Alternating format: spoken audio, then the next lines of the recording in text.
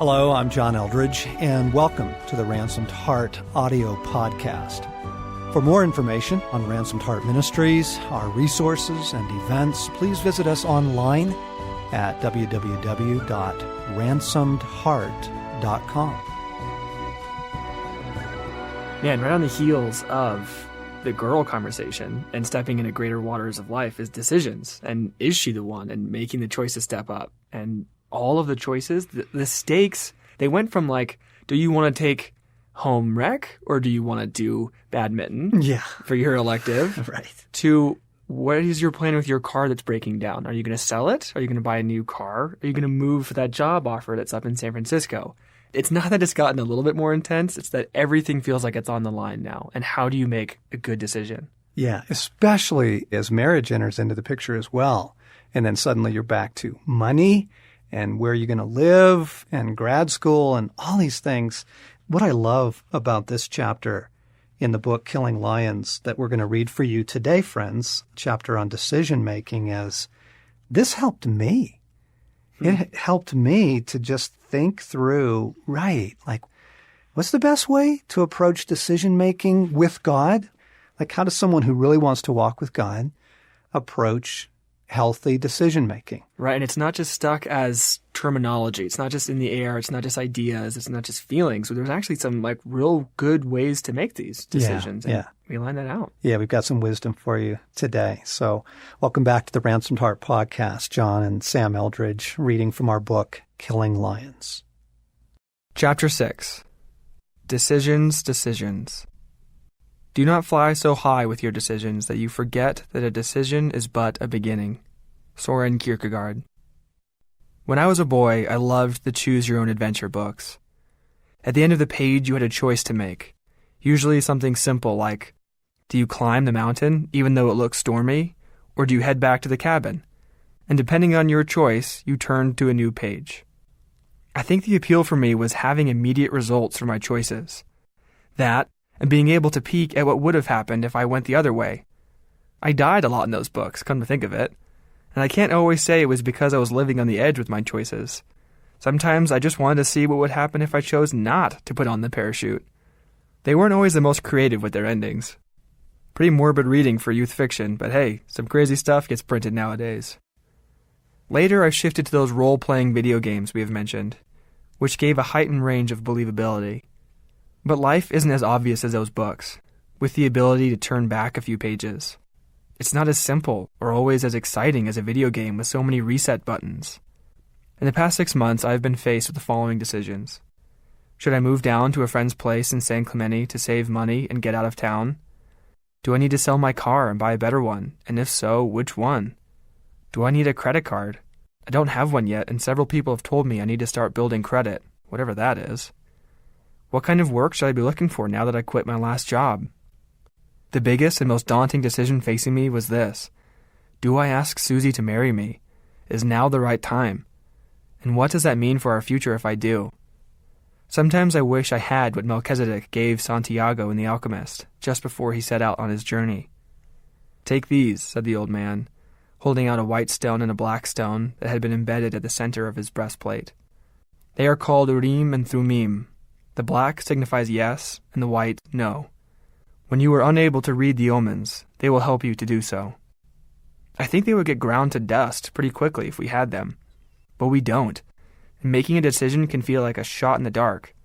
Instead, I have a computer, my personal looking glass into the circus of information and possibilities.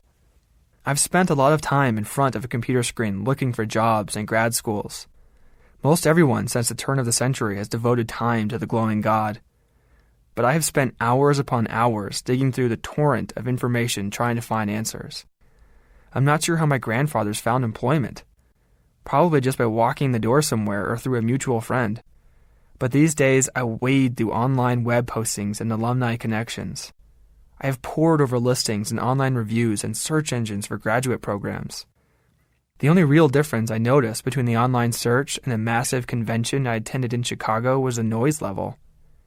We live in the age of information, says the old recording of an announcer in my head.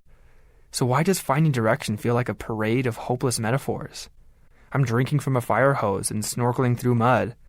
I've been handed a spyglass and told it holds the key, only to gaze through and find the chaos of a kaleidoscope.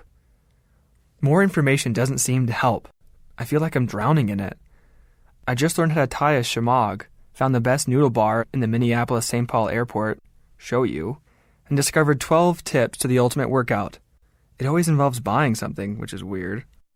When I look for a job or try to map out my dreams or some other future-oriented activity, somehow it almost always feels futile eventually. I've tried making pro and con lists, but they've taken me nowhere. Realistically, I was only guessing as to the obvious benefits and consequences, but I doubt I had any real idea what I was actually weighing.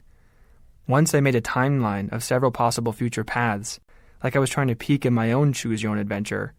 It was much less exciting, and when I dug it back up the other day, almost nothing had panned out like I thought it would. Every so often, as the threat of becoming stagnant creeps in, I'll ask myself, what are my dreams? Where do I want to be in 5 years? As though it will give me a clear picture of where I want to be moving. It always fails for one reason or another. The answers that spring up feel too vast or too vague.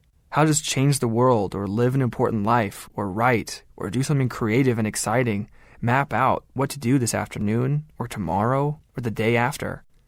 I get stuck in the broad, the vast. I feel like I am in the middle of the desert with no discernible features in any direction and no clue which way to start walking. Up to the point of college, the biggest decisions we were forced to make was between home economics and outdoor sports as an elective, or white and brown rice at Chipotle. Now every choice affects our career, our relationships, where we live, how we will survive, and each one feels more weighty than all those before it. Yes, it feels that way. The 20s sure feel like the decade of decision-making, don't they? Money, jobs, women, love, revolutions, dreams. Everything we've been talking through is going to require some serious and sometimes constant decision-making on your part. And though I feel our decisions are weighty, they aren't nearly as overwhelming as they feel when we're faced with them. I have never found pressure a good motivator for making decisions, nor found decisions made under pressure to be particularly good ones. So, let me first try and lift some of the pressure off the decision-making process. Your generation has been inundated with the promise that you can do anything.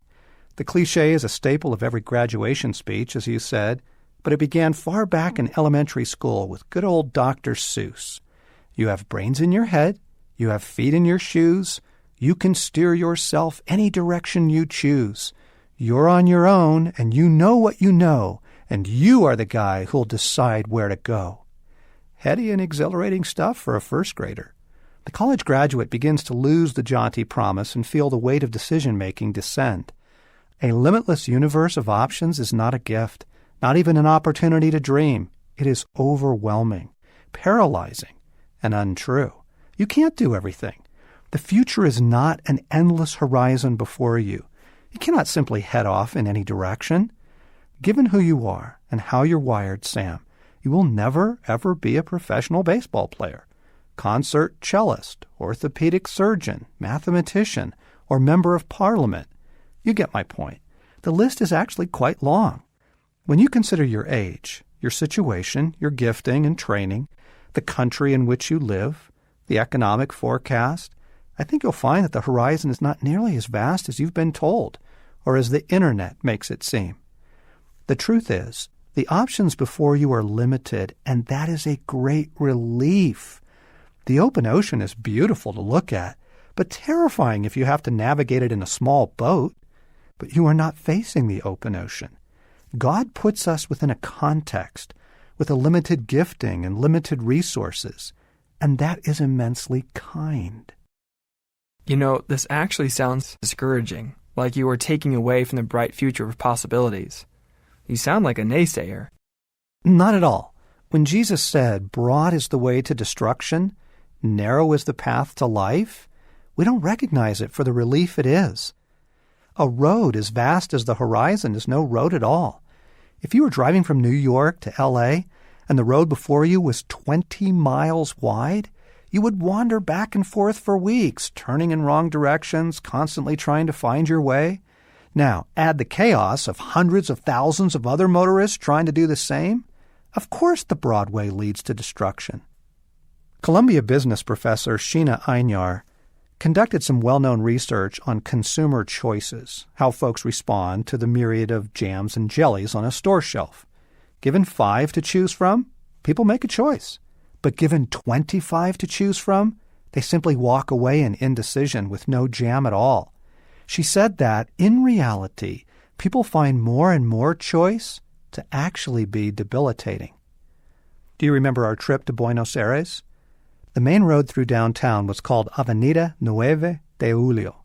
It is the widest avenue in the world, up to 7 lanes running in both directions. Now, picture yourself as an ant trying to find his way home using so broad a path. This is the psychological effect of telling the internet generation you can do anything. It simply isn't true. When you begin to factor in decisions based on reality, opportunity, finances, and the constraints of love, I think you'll find the road to life refreshingly narrow. That is, a path you can actually follow. A friend of mine gave me the book Man's Search for Meaning by Viktor Frankl. In it, Frankl recalls his first-hand experience of the Holocaust, and one of the things he comes to believe is this: everything can be taken from a man but one thing, the last of the human freedoms, to choose one's attitude in any given set of circumstances, to choose one's own way. Personally, I agree with the sentiment. I wouldn't want to believe that everything was predetermined, because at the end of the day, I am a pragmatic, and I need to function like I have a choice, no matter how difficult it is to make. Me too. Pascal called it the dignity of causation. Our choices matter. The truth is, as helpful as Urim and Thummim might be, they are a degrading Vegas-style approach to decision-making. A man wants to feel like his choices matter. By saying I don't believe your choices are limitless or even vast, I don't mean to say they aren't weighty. Our choices are weighty. While traveling through Eastern Europe a few years ago, I was approached by a priest earnest to know more about learning to hear the voice of God. I had lectured on the topic the previous evening. He pulled me aside and through an interpreter confessed that his means of decision-making was a dice, which he painted red and green on varying sides. He would ask God a question and then roll the dice for the answer. Sort of a homemade Urim and Thummim, I suppose. But to be honest, it felt desperate and frighteningly unreliable. You do not want to gamble with your major life decisions, and you don't have to. I think the yearning for stones to throw comes out of that place in us that feels overwhelmed. We feel once again that life is up to us. We forget we are sons and feel in the moment like orphans. You were on your own, as Dr. Seuss said. But just like finances or women, the decision-making process has a reality to it and rules to follow, which if we'll accept can turn the whole thing back into an adventure with God, not a kaleidoscope of confusing images. Our adolescent culture really does play into our confusion. With so many answers supposedly on the other side of our keyboards, we often won't ask for counsel, and even more often don't want to ask anyway. I have found myself swinging between being impulsive and being immobilized, and from what I've seen, I'm not alone. If the choice is up to us and no other guidance is forthcoming, the only natural response in a culture of instant gratification is either to jump at something, anything, or to never jump at all. Those that don't jump usually have found some kind of escapism by creating a small world that they feel safe in, or by sinking into the imaginary worlds of TV shows and video games. Avoiding that, we might hitch our wagon to the latest revolution, simply wanting to catch some of the momentum and meaning it seems to offer. If all we are doing is spending time and energy on a product, not stepping into something we believe is right for us, it is only a matter of time before all that's left is buyer's remorse. Remember, we are reframing a decade, exploration and transformation. As Kierkegaard said with such kindness, do not fly so high with your decisions that you forget that a decision is but a beginning. Your decisions are meaningful, but not irrevocable, especially not in your 20s. Tattoos at this point are probably the only irreversible decisions. The wonderful thing about the 20s and 30s is that if you don't like the path you've chosen, you can change it. I chose a direction towards Washington, D.C. at 28. I left it by 31, went back to grad school, nights and weekends, and made a total course correction by 35. Take a deep breath. Let's talk about the process of decision-making. You are choosing the road less traveled by choosing to leave adolescence behind. You're countercultural already. Maturity grows as we accept the constraints that are before us. The boy will never be an astronaut. You will never work in medicine. Even more importantly, let us remember we are sons. God really does have a path for us if we will seek it with all our hearts. So let me offer a few questions or categories that I have found immensely helpful when I'm trying to get clarity. Am I doing something impulsive? The boy never wants to wait, and he can get us into some real trouble. Impulsiveness can be fun, but impulsive decisions are about as reliable as a weekend in Vegas. It takes courage to wait for clarity, especially when everyone around you is rushing off to join the Peace Corps, fight trafficking, take an internship in D.C., or record their first album. Sex and tattoos are notoriously impulsive, but so is choosing a major, quitting a job, or joining the armed forces. As C.S. Lewis said, "Perfect love, we know, casteth out fear." But so do several other things: ignorance, alcohol, passion, presumption, and stupidity. Save your impulsive decisions for shoes, restaurants, and cannonballing into waters of unknown temperature. Next, is this wise? A difficult thing to know at your age. Wisdom is gained almost exclusively by living many years. But you can borrow the wisdom gained by those who are older than you. How many people have you asked for counsel? It takes humility to ask advice. Young men are renowned for wanting to make decisions on their own, but that is the first sign of a lack of wisdom. Which brings me to, what do my friends, family, and mentors think? Guys come under a lot of false pressure trying to figure out life on their own. This is where femininity sails past us. Women are far more likely to ask for advice. Breathe the fresh air of knowing you were never meant to make weighty decisions on your own. I find it fascinating that Jesus spent an entire night in prayer, alone on the mountain, before he chose the men who would be his 12 closest apprentices. That's really freeing. Not even the Son of God tried to figure life out on his own. Despite a fairly decent GPA, I got kicked out of high school because I continually skipped class. Once free, I never intended to darken the door of any school again. I was going to be an actor, which, given my independence and immaturity at the time, was on a par with I'm running off to join the circus. When I met Christ a year later, I went to my first Bible study. Just before heading out the door to go to the gathering, my mom said to me for the umpteenth time, bless her, "You really ought to go to college." That night, the leader of the study was teaching on guidance. He said, "Even though you're young adults, God will still use your parents as a source of counsel. For example, maybe they're saying you ought to go to college." You could have heard an audible thud as my jaw hit the floor. I had never before experienced the creative capacity of God to speak into our stories. The next morning, I went down to the local community college and registered for classes, which was a really good decision. Get counsel from a reasonable source, for heaven's sake. The best counselors are those folks who have a few miles of life they've traveled and who are hooked up into a real relationship with God. Next, ask yourself, how much of my false self or woundedness is actually fueling this decision or indecision? The more you know yourself, the more this will prove an immensely helpful category. And please, as Socrates urged, do not live an unexamined life. Know yourself. What are you historically prone to do when it comes to making decisions? If yours is a story filled with indecision, that confusion might have nothing to do with clarity and everything to do with fear or shame or a wounded heart. A young man afflicted with relational paralysis, he just couldn't commit to the girl he was dating, came to my friend Craig for counsel. They discovered that his indecision was rooted in a childhood wound. As a boy, he loved music, but his father shamed him for it. He killed his dream and his desire, and for years afterwards, he could not discover what to do with his life. It had nothing to do with clarity. What was needed was healing. Are you typically driven by a desire to please others? You don't want to choose a grad school, a career, or even a spouse just to make someone else happy. Are you ruled by insecurity? You don't want your false self committing you to a profession simply because it's safe. don't give your false self the keys to the car. Next, ask yourself, am I holding back from stepping up? As a man, this is something I always need to watch out for. Given our core fear of failure, leading the parade of fools, twirling my baton, and given the DNA we got from Adam, who was paralyzed in his moment of greatest trial, I need to be honest with myself and ask, is it simply fear that has me confused right now?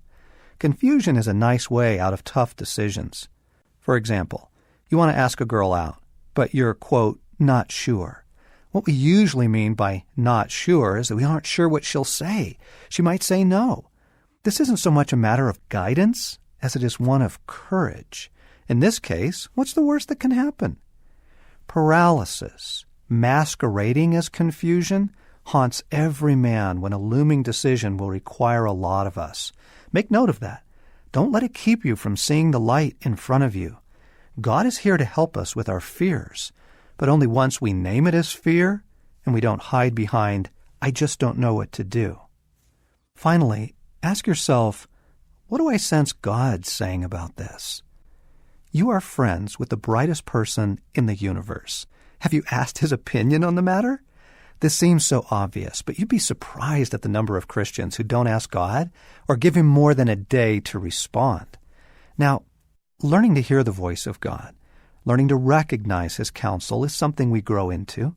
But my goodness, take some time to cultivate this in your life.